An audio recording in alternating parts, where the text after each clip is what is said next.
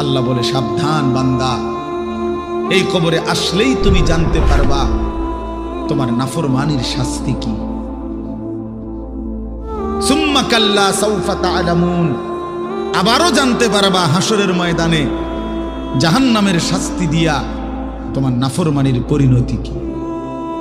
দুইবার বলছেন আল্লাহ, একবার বলছে কবরে জানতে পারবা তোমার নাফরমানির শাস্তি কি, আরেকবার জাহান্নামে জানতে পারবা হাসরে তোমার নাফরমানির শাস্তি কি। সামান্য কয়টা বুট বেচতে বেচতে বেচারা এক ওয়াক্ত নামাজ পড়ে না, কদ্দুর চা বেচে, দুইটা বন বেচে, বেচারা এক ওয়াক্ত নামাজ পড়ে না। একটা অটো চালায়, নামাজ পড়ে না। একটা সিএনজি চালায়, নামাজ পড়ে না।